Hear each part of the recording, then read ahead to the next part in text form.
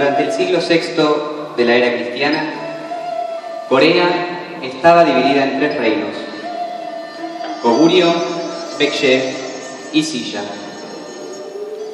Fue en ese entonces que el mayor de los 3 reinos, Goguryeo, intentó tomar mediante las armas a los otros 2 reinos.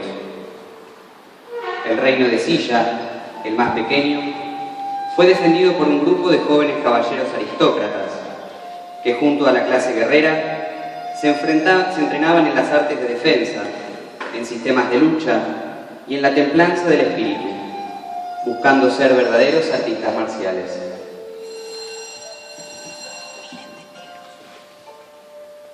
Estos jóvenes guerreros, generales y líderes del reino en los años posteriores,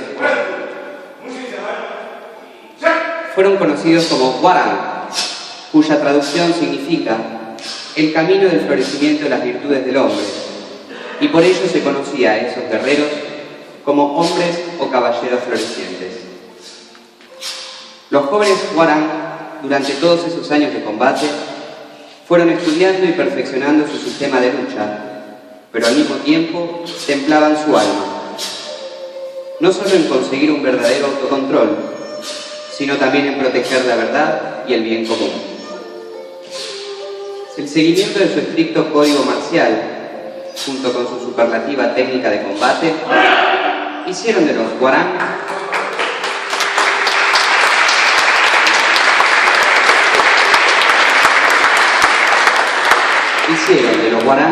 la mayor fuerza federal tras la unificación de la península de Corea. Tal era su renombre que eran conocidos como caballeros de suma inteligencia, además de ser los líderes de la casta guerrera más temida en toda Asia. Dentro de su filosofía de conducta, habían incorporado los consejos de un gran monje budista, Won Kang: sé leal a tu rey, sé obediente con tus padres, sé honorable con tus amigos, nunca retrocedas en un combate, si matas, que sea con justicia. Los años fueron pasando, las guerras finalizaron y la paz reinaba en una Corea unida.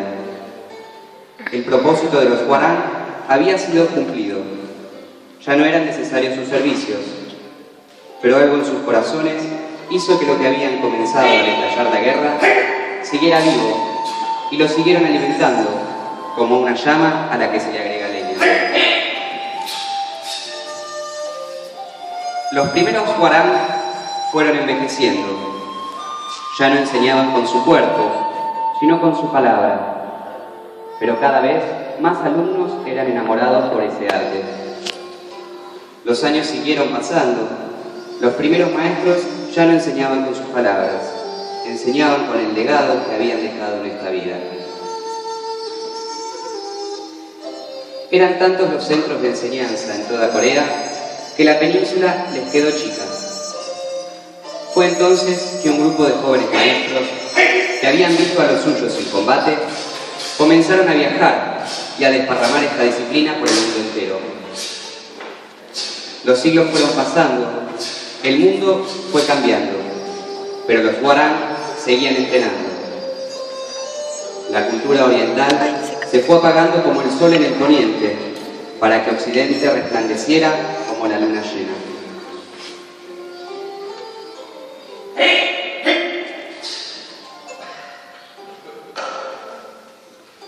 Los alumnos se fueron acabando, pero la llama del espíritu seguía intacta en los corazones de los caballeros florecientes.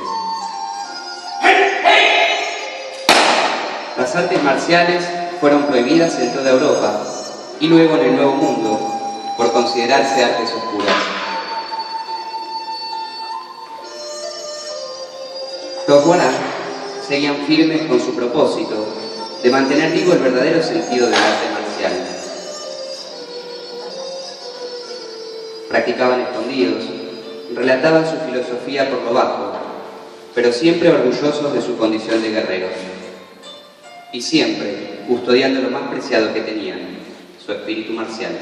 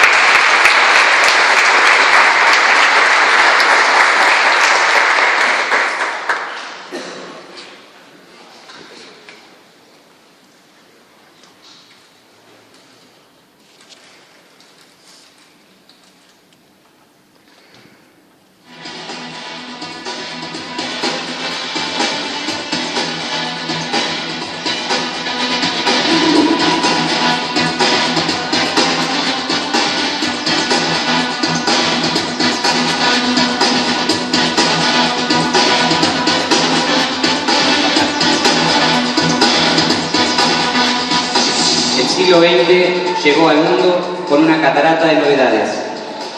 Parecía que la humanidad había estado dormida durante muchos años para despertar en el siglo pasado. Inventos, guerras, descubrimientos fueron algunas de las cosas que le dieron color al siglo XX.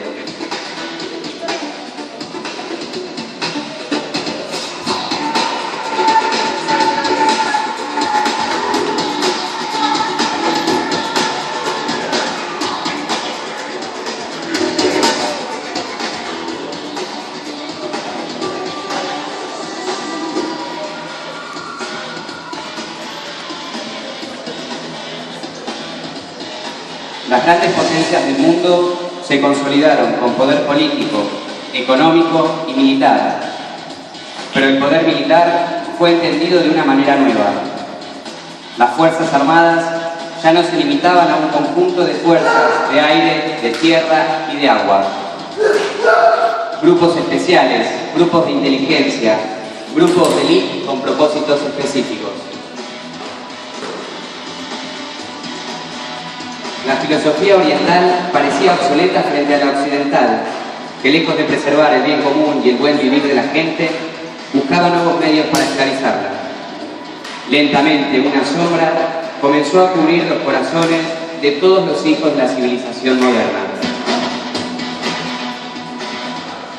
Una división secreta del servicio de inteligencia del gobierno ruso se desarrolló con el propósito de exterminar todo resabio de arte marcial, por considerarse una herramienta que haría a la población más independiente, difícil de manejar y en definitiva más feliz. Esta unidad fue entrenada con sistemas de lucha modernos y armas de última tecnología. Eran personas entrenadas como máquinas, programadas para matar.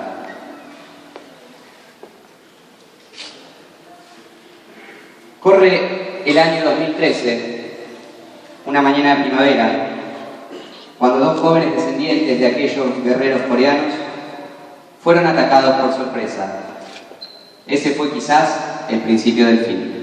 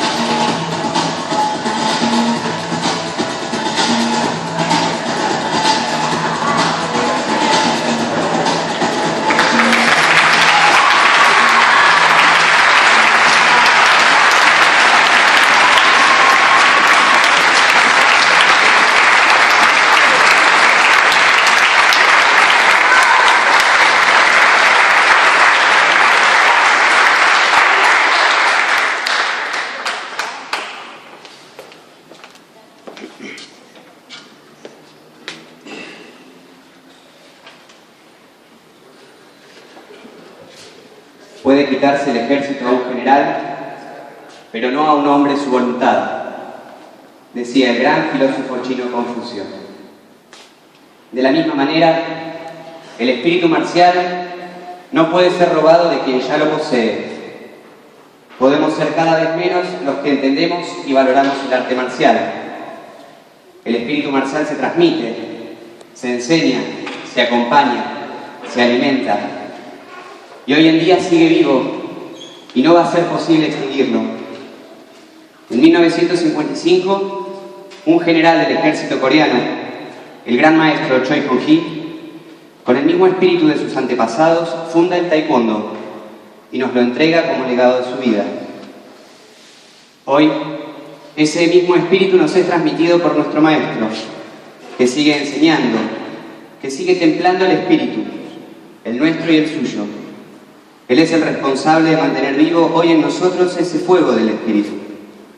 Él es el responsable de mantener todavía vivo en este mundo el verdadero sentido del arte marcial.